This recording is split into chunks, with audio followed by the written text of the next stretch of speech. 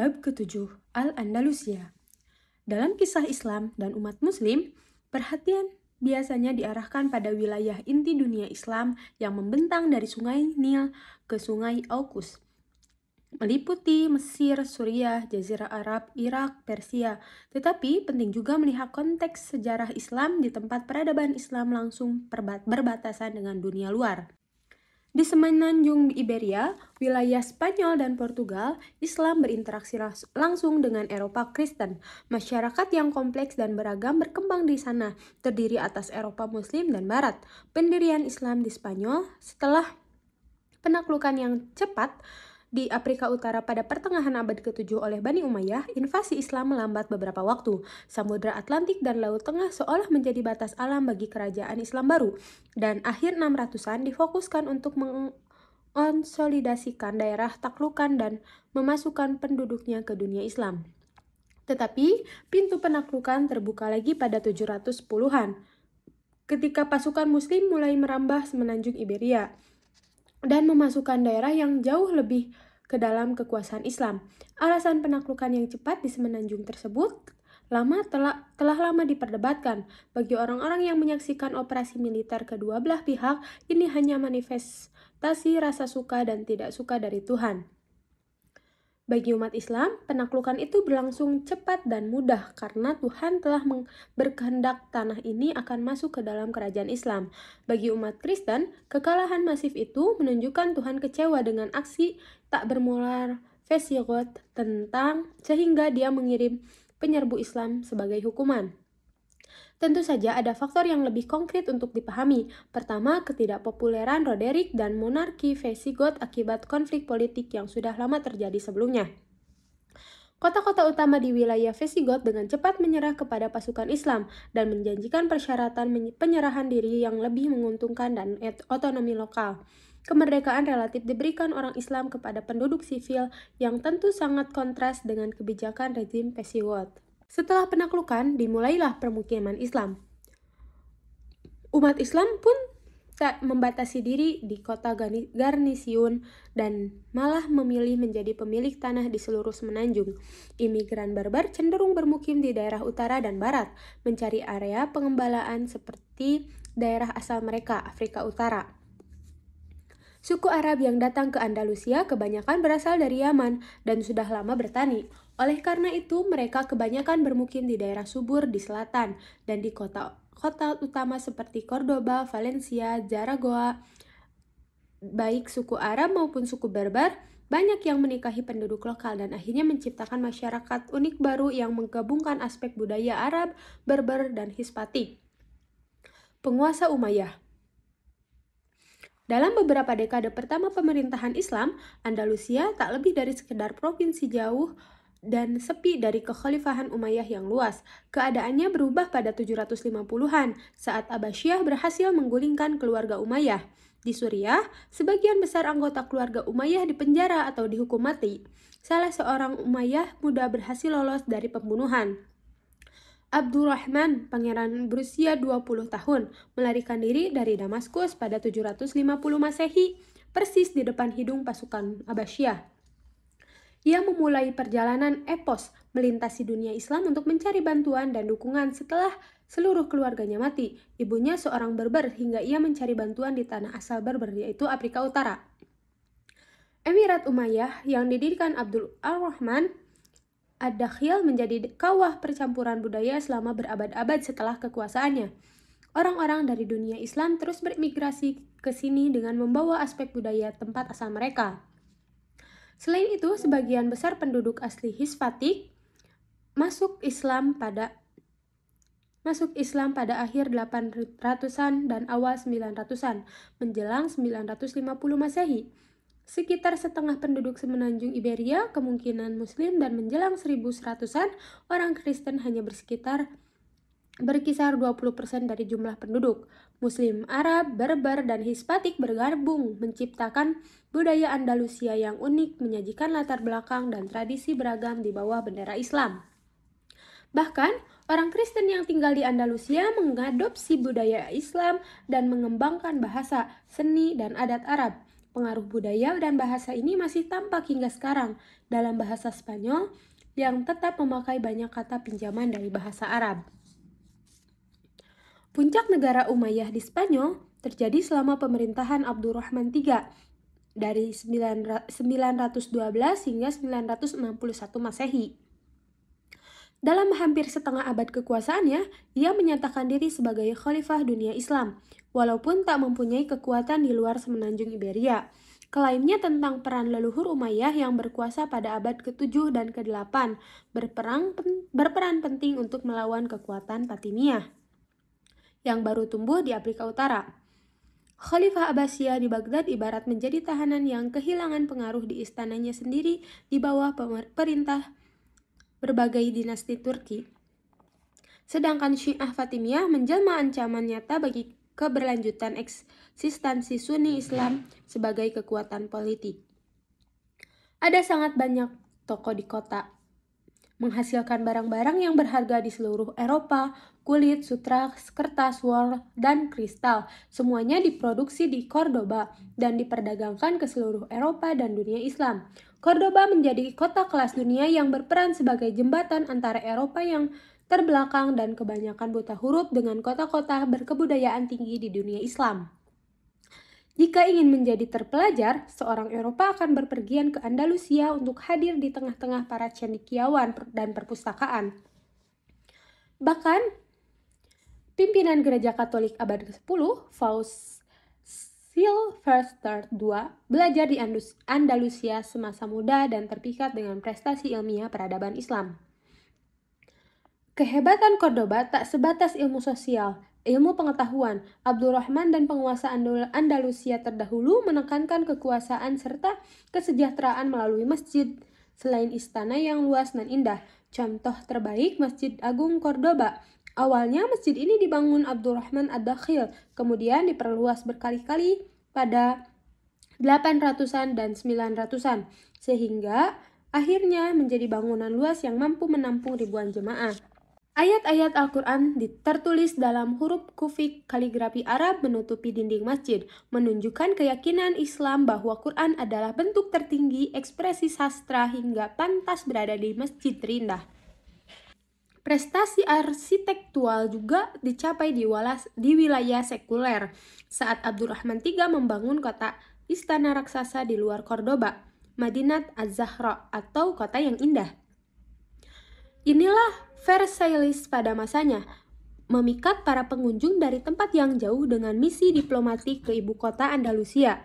Semua ini membuat Cordoba mendapat julukan dari seluruh Eropa sebagai perhiasan dunia. Akan tetapi, sayangnya bagi penduduk Andalusia, keindahan dan penekanan pada pengetahuan memberikan beberapa konsekuensi negatif. Semangat perang awal yang tampak dalam penaklukan cepat di semenanjung ini dan invasi ke wilayah Frank mulai surut. Setelah penduduk kota mulai hidup nyaman, penguasa Cordoba kesulitan mengumpulkan para pria dari kota dan desa untuk bergabung dengan pasukan pemerintah memerangi kerajaan Kristen di utara. Penduduk Andalusia merasa senang, terlena, dan tak ingin meninggalkan kenyamanan hidup untuk mempertahankan Spanyol Islam. Kelesuan penduduk merambat hingga tingkat pemerintahan.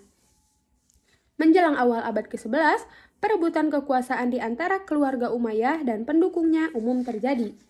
Bukannya fokus menghadapi musuh dari luar, para elit mengarahkan usahanya untuk melenyapkan faksi saingan dalam Cordoba. Kelompok-kelompok yang berebut kekuasaan terlalu bernafsu mendaftar pasukan Kristen dari utara dan Berber dari Afrika untuk mendukung maksud mereka.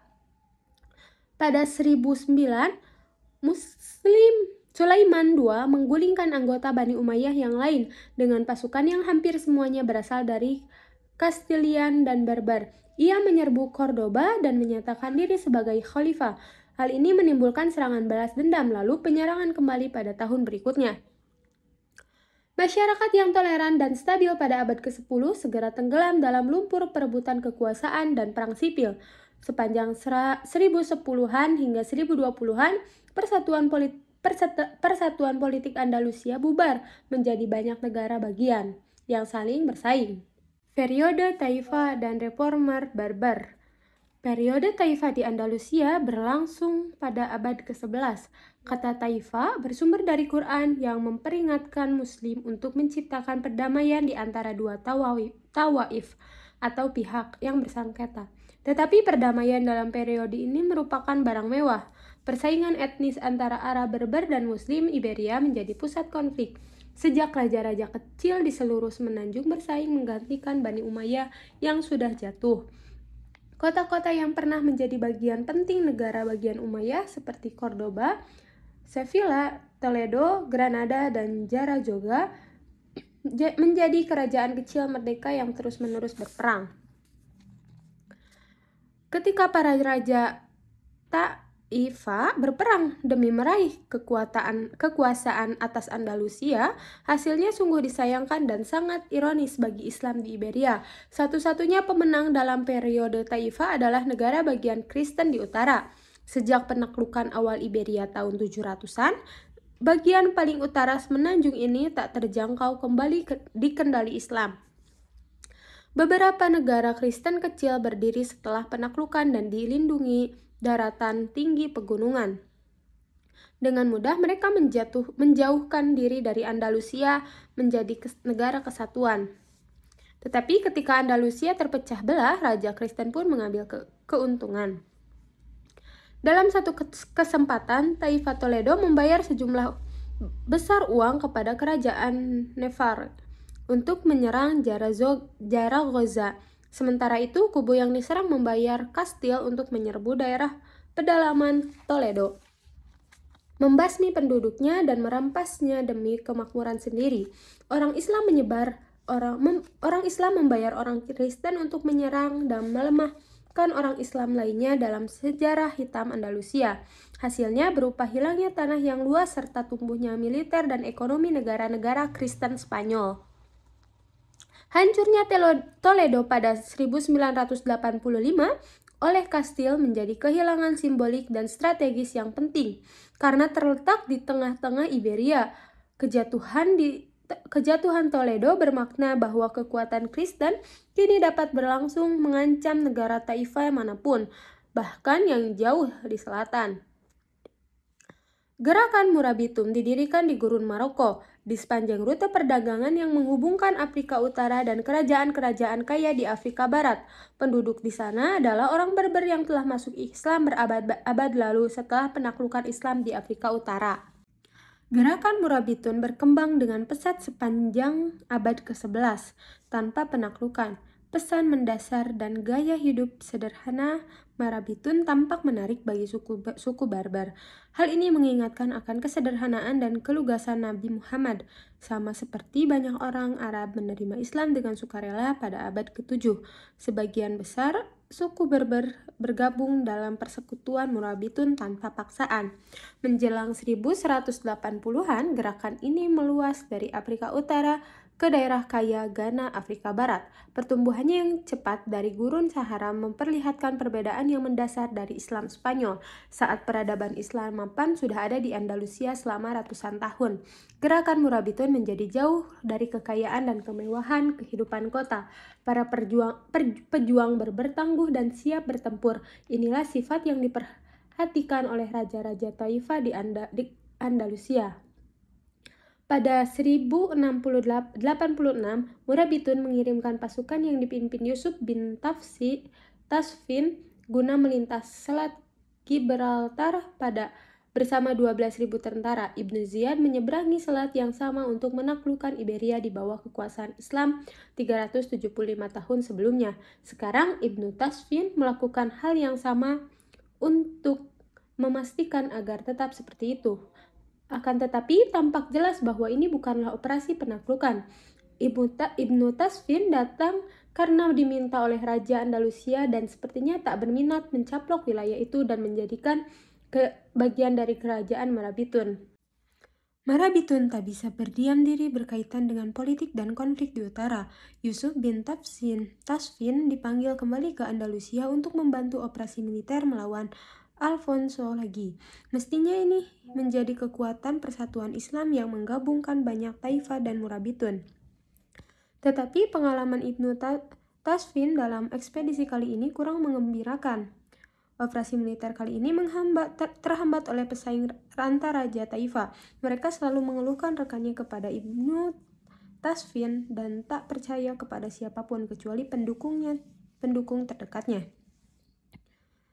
Kelemahan internal Taifah Andalusia dan persaingan antar-antar membuat Alfonso VI menjadi ancaman bagi keberlangsungan Islam di Iberia, dan untuk kali ketiga Ibnu Tasfin dan Murabitun diminta pertolongan. Pada 1090 Masehi, penaklukan Andalusia oleh Murabitun dimulai dengan dipimpin langsung oleh Ibnu Tasfin untuk mengakhiri periode Taifah. Raja-raja Taifah tak mampu menyerahkan kekuasaan mereka kepada Berber. Bahkan sebagian bersumpah setia pada kerajaan Kristen untuk menahan Murabitun. Pemberontakan umum untuk mendukung Murabitun pecah di seluruh Andalusia, dipimpin para ulama yang menuntut kembalinya kejayaan Islam masa lalu. Maka pengambil alihan wilayah Islam Andalusia oleh Yusuf bin Tafsin relatif tanpa pertumpahan darah. Saat raja-raja Taifah digulingkan, satu demi satu mereka diasingkan ke Afrika Utara, sehingga perselisihan remeh mereka tak lagi menyebabkan perpecahan di Andalusia. Penerimaan penduduk Andalusia atas kontrol Murabitun di Andalusia mungkin awalnya tampak mengejutkan. Pejuang nomaden Berber dengan tafsiran Islam yang kaku telah menaklukkan dan mencaplok peradaban mapan yang berumur hampir 4 abad. Biasanya, kejadian ini akan dilawan. Akan tetapi, ada tema sejarah lain yang unik dan berulang. Ketika suatu bagian dunia Islam terpecah secara politik dan invasi eksternal mendekat, maka berkumpul di bawah satu pimpinan dan bendera Islam biasanya menjadi jalan keselamatan. Contohnya, penyatuan pos terdepan Islam jauh di barat di antara Mesir dan Suriah di bawah Saladin selama Perang Salib dan penggabungan wilayah kekuasaan Turki 1300-an oleh Ottoman. Bagi orang Andalusia, penguasa Muslim Berber dengan budaya, bahasa, dan gagasan asing lebih bisa diterima daripada gangguan Kristen Spanyol yang sepertinya ingin membasmi Islam dari semenanjung Iberia. Ditambah lagi pesan sederhana Murabitun tentang kembali ke Islam sejati sebagaimana dipraktikkan Nabi, serta penghapusan hukum dan pajak yang tak adil pastilah menarik bagi rakyat Andalusia. Meskipun menuai popularitas dan keberhasilan di Andalusia, Murabitun tak kebal dari jatuh bangunnya dinasti. Di bawah Yusuf bin Tasfin, mereka berekspansi sedemikian luas hingga hampir mengambil seluruh tanah Islam di Iberia dengan menjadi kerajaan antar benua. Tetapi mereka gagal mendapatkan kembali wilayah yang telah dikuasai Kristen. Toledo, yang pernah menjadi kota besar Islam, hilang selamanya. Kerajaan Kristen hanya dihentikan dan tak dihancurkan. Anak Ibnu Tasfin, Ali, yang tak tumbuh di gurun seperti ayahnya, dan walaupun ia pemimpin yang baik, tak punya kemampuan untuk memperluas kerajaan melalui perang. Saat kali pertama masuk ke Andalusia pada akhir abad ke-11, popularitas Murabitun berasal dari kenyataan bahwa mereka akhirnya mampu mengalahkan pasukan Kristen yang mengganggu. Saat raksasa militer Murabitun mulai menurun dan Kristen memerangi perangan melawan Islam sekali lagi pada abad ke-12. Kehadiran mereka di Andalusia mulai dipertanyakan, bahkan pemberontakan terjadi di Cordoba, bekas kota Umayyah. Di sana, rakyat muak dengan Murabitun sebagai penguasa kota yang tak bisa ditemui dan asing. Akan tetapi, kejatuhan Murabitun sesungguhnya akan diawali dari Afrika Utara, tempat asal mereka. Gerakan keagamaan Berber lainnya mulai tumbuh di pegunungan Atlas yang menjulang di atas ibu kota Murabitun, Marrakesh. Mereka menamakan diri Muwahhidun, yang berarti monoteis. Pemimpin gerakan baru ini, Ibnu Tumart, berdakwah bahwa Murabitun telah menyimpang dari ajaran Islam yang benar dan kemewahan Andalusia telah merusak dan membuat mereka terlena. Gerakan Muwahhidun juga memiliki pendirian teologi yang sangat kuat. Mereka berpendapat bahwa pembaruan keagamaan merajalela di seluruh Andalusia dan Afrika Utara. Suku-suku Berber yang sebelumnya mendukung Murabitun mengalihkan kesetiaan dan bergabung dengan gerakan Muwahhidun sepanjang 1120 dan 1130-an. Pada 1147 Masehi, mereka sudah cukup kuat untuk menentang Murabitun secara terbuka, turun dari pegunungan dan sukses menyerbu Marrakesh. Dalam setahun, seluruh Maroko sudah kalah di bawah Muwahhidun. Sekali lagi, faksi-faksi bersaing bangkit di semenanjung Iberia. Semuanya berusaha mendapatkan kekuasaan atas wilayah Muslim lain. Satu-satunya pemenangnya adalah kerajaan Kristen yang bisa mengambil keuntungan dan memperluas wilayah mereka melalui perang melawan Muslim. Masyarakat luas mendukung penggulingan penguasa Murabitun di Andalusia, tetapi sepertinya tak mampu menyediakan upaya alternatif yang dapat dilaksanakan. Mereka masih tak bersedia angkat senjata dan bergabung dengan pasukan ijtihad dalam urusan apapun. Maka, seperti pada periode Taifah pertama, para raja Taifah mengandalkan bantuan militer dari kerajaan Kristen dan menyedot biaya. Mengikuti jejak Yusuf bin Tasfin dan Tariq bin Ziyad, sekarang Muwahhidun yang dipimpin penerus Ibnu Tumart bernama Abdul Mukmin memasuki Andalusia pada 1145 Masehi.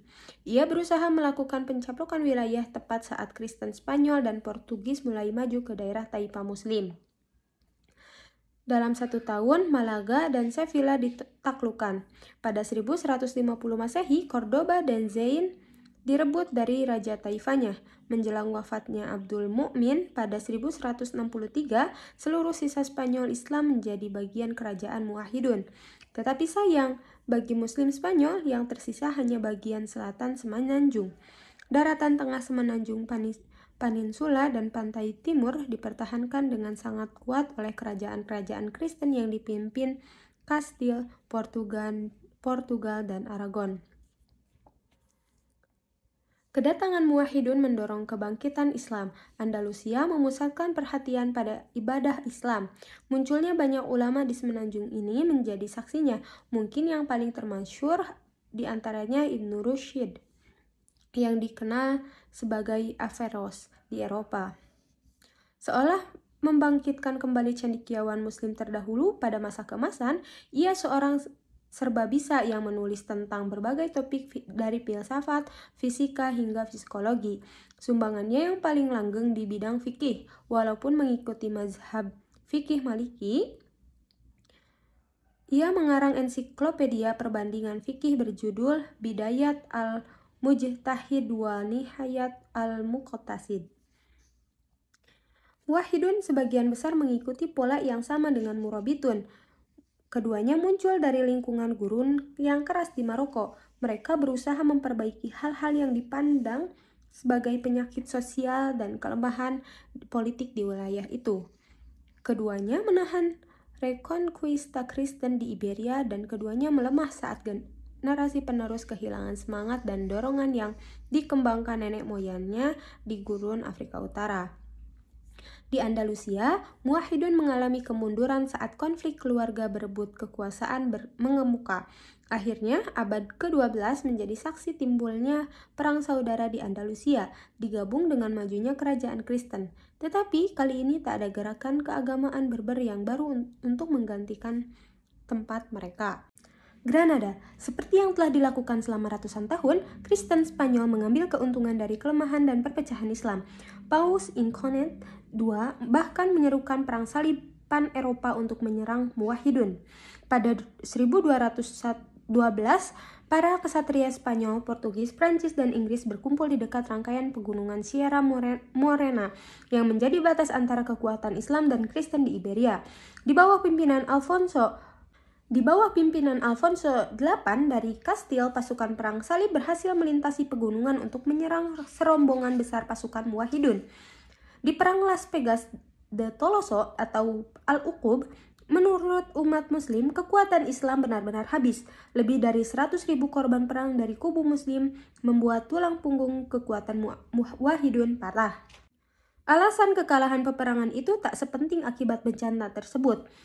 Tak berdaya menahan Kristen satu demi satu, kota Islam pun mulai jatuh. Antara 1228 dan 1248, Valencia, Sevilla, Badajoz, Majorca, Murcia, Jaén, dan kota-kota lainnya runtuh dalam serangkaian guncangan Kristen. Pada 1236, Cordoba jatuh ke tangan Castilla, ibu kota bersejarah di awal Islam Spanyol, dengan masjid agung, perpustakaan, istana, dan taman yang monumental tak mampu menahan pasukan Castilla. Masjid tersebut dipaksa berubah menjadi katedral Katolik dengan kapel raksasa di tengah bangunan. Akan tetapi, tak seluruh Andalusia kalah setelah jatuhnya Muwahhidun. Emirat Granada yang memanjang di pantai selatan Iberia tetap merdeka dari kekuasaan Kristen. Di sana, satu dinasti Arab bernama Nasrid berkuasa dan mampu bertahan selama 1 atau 2 abad lebih. Mereka berasal dari Bani Khajraj, salah satu suku yang menerima Nabi di Madinah setelah hijrah dari Mekah pada 622 Masehi. Dengan cara yang sama, Nasrid menerima para pengikut Nabi Muhammad yang hijrah di Iberia Kristen pada 600 tahun setelah hijrahnya Nabi. Peristiwa hijrahnya Nabi menandakan awal negara Islam dan era baru kekuatan Islam di Jazirah Arab. Kedatangan umat Islam di Granada menandakan akhir kekuasaan Islam di semenanjung Iberia. Inilah negara bagian Islam yang tersisa di Andalusia. Akan tetapi, Nasrid di Granada tak pernah benar-benar independen. Mereka hanya bisa lolos dari pencaplokan dengan membayar upeti dari ke Kastilia. Setelah jatuhnya Muwahhidun, pola politik kotor Taifah yang menghadap-hadapkan negara Islam satu sama lain untuk mempertahankan diri muncul kembali. Dengan perpecahan seperti itu, karena kegunaannya di mata Kastilia, Granada bisa lolos dari pencaplokan. Selain itu, orang luar mendominasi ekonomi Granada. Misalnya perdagangan dari kota-kota negara Italia yang sedang naik dan mengontrol ekspor ke Eropa. Perdagangan dua arah dengan dunia Islam lainnya hampir tak ada. Hanya Kristen Eropa yang mendapatkan manfaat dari sumber daya Granada yang perlahan mengering. Sistem semacam ini jelas-jelas takkan bertahan lama. Meskipun dalam posisi bertahan di pinggiran selatan Iberia, pada akhirnya kemunduran yang panjang dan menggemparkan. Tradisi Islam dalam arsitektur yang indah serta megah berhasil mendirikan monumen terakhir bagi Islam Spanyol. Alhambra menjadi benteng pertahanan yang terletak di atas karang dengan pemandangan ke kota Granada. Benteng ini berfungsi selama ratusan tahun sebelum kebangkitan Nasrid. Para emir Granada memilih mengembangkan dan memperindah benteng tersebut sebagai istana, dan seiring gelombang kedatangan muslim dari seluruh Andalusia, istana tersebut menjadi contoh sempurna bagi seluruh sejarah arsitek Islam Spanyol. Lengkung Tepal Kuda Umayyah serta pola geometris Murabitun dan Muwahhidun yang terkenal dilengkapi inovasi Granada dan arsitektur Kristen baru berpadu menciptakan bagian puncak yang unik. Mungkin ciri Alhambra yang paling mengejutkan adalah semboyan Emirat Granada yang diplester di seluruh dinding. Wala ghalid ilahillah, yang berarti tiada pemenang selain Allah. Ini semboyan yang pas bagi sebuah negara bagian yang menampilkan sisa-sisa peradaban Islam di Andalusia. Saat Granada menyongsong ujung masa keemasan Andalusia, lingkungan politik di sekitar terus melemahkannya sehingga membawa pada kehancuran. Ancaman Kastilia pada Nasrid di utara tetap menjadi masalah. Upeti tahunan hanya memperkuat negara Kristen yang melemahkan Granada. Sementara itu, dinasti Marinid Berber yang menguasai Afrika Utara juga muncul sebagai ancaman sehingga Granada dikelilingi negara-negara yang memusuhinya. Akan tetapi, bukan invasi eksternal yang membawa akhir bagi Islam Spanyol, melainkan perselisihan internal. 1480-an adalah tahun intrik istana dan konflik keluarga. Emir Granada, Abdul Hasan, digulingkan dan diasingkan oleh anaknya sendiri, Abu Abdullah Muhammad XII. Muhammad dinyatakan sebagai pemberontak terhadap Tuhan oleh golongan ulama Granada. Dan sesungguhnya tindakan itu menyebabkan semakin turunnya politik Islam di semenanjung Iberia. Saat mempunyai pasukan untuk melawan ayahnya, Kalistia tidak menyurutkan tekanan terhadap Granada. Saat ia mengumpulkan pasukan yang melawan ayahnya, Kastilia tidak menyurutkan tekanan terhadap Granada. Perpecahan Islam ditambah artileri canggih di tangan Kristen membuat perebutan benteng-benteng strategis di seluruh wilayah Granada berlangsung cepat. Sepanjang sejarah Andalusia, ketika angin berpihak pada Kristen, Muslim Afrika Barat yang datang menyelamatkan saudara seimannya. Tetapi akhir abad ke-16 hal itu tidak terjadi. Kerusuhan sipil di Afrika Utara menyebabkan penguasanya sibuk dengan masalah sendiri, dan usaha diplomatik Kastilia secara efektif telah mencegahnya terlibat dalam urusan Granada. Kepemimpinan Muhammad XII hanya menambah kesengsaraan Granada. Kastilia menangkapnya pada 1486. Selama ia ditahan, sang ayah mengambil kembali mahkotanya. Setelah setahun menjalani penahanan, Muhammad XII dilepaskan dan bersumpah setia pada kerajaan Kristen. Bermodalkan senjata dan pasukan yang dipasok Kastilia, sekali lagi ia mampu menjadi emir Granada. Ini membuktikan perang saudara kembali. Kali ini ia menghadapi pamannya. Ia berjanji tak terlibat dalam perang antara Kastilia dan pamannya ketika sebagian besar Emirat Granada ditaklukkan Kristen. Pada 1490 dan 1491 menjelang kejatuhan Granada, secara perlahan Spanyol mendekati kota yang sendirian ini. Bahan-bahan pokok dihalangi masuk, pengungsi membanjiri kota dan rasa putus asa menyelimuti penduduk. Sendirian dan tak ada bantuan yang datang dari Muslim Afrika Selatan. Mustahil Granada bertahan melawan Spanyol yang jauh lebih banyak dan lebih kuat teknologinya. Muhammad XII menyadari itu. Maka pada 12 November 1491, ia mengutus wazirnya untuk merundingkan syarat-syarat penyerahan pada monarki Katolik. Pada 1 Januari 1492, secara resmi Granada berpindah tangan ke Spanyol. Muhammad XII menyerahkan kunci gerbang kota tersebut dan Alhambra pada sang penakluk pada pagi hari, sehingga ketika penduduk kota terbangun, mereka menyaksikan bendera yang menyatakan tidak ada lagi kemenangan selain Tuhan yang berkibar di Alhambra diturunkan kali terakhir saat bendera Kastilia menggantikannya. Morisco. Sejarah politik Andalusia berakhir pada 1492 Masehi, tetapi ini bukanlah akhir dari pendudukan Islam Spanyol. Masih ada sekitar 500 sampai 600 ribu Muslim dari total penduduk 7 sampai 8 juta di seluruh semenanjung Iberia. Sebagian besar berada di bekas Emirat Granada. Tak mungkin bagi monarki Katolik untuk memaksa keluar orang sejumlah itu dalam waktu singkat. Banyak wilayah di seluruh Iberia yang masih bergantung pada penduduk Muslim untuk menjalankan ekonomi lokalnya. Karena Muslim mengambil keuntungan dari insentif yang ditawarkan dan tidak tulus masuk Kristen, Gereja Katolik memutuskan mengambil pendekatan yang lebih keras. Setiap orang Islam yang sukarelawan berpindah agama akan mendapatkan kucuran hadiah emas, kuda, dan barang berharga lainnya. Ini membuat sejumlah besar orang Islam masuk Kristen pada tahun-tahun setelah 1492 Masehi. Yang mengejutkan dan mengecilkan hati pihak Kristen, setelah mendapatkan hadiah, sebagian besar orang beralih agama akan sholat di masjid dan membaca Quran lagi. Karena Muslim mengambil keuntungan dari insentif yang ditawarkan dan tak tulus masuk Kristen, Gereja Katolik memutuskan mengambil pendekatan yang lebih keras. Francisco Jiménez de Cristeno, seorang uskup agung yang ditunjuk pada 1499 untuk mempercepat proses perpindahan agama dengan melecehkan Muslim Spanyol, menyiksa dan menangkap secara acak mereka yang tidak mau berganti keyakinan. Ia mengatakan jika tak tertarik dengan jalan penyelamatan, para kafir itu harus diseret ke jalan tersebut.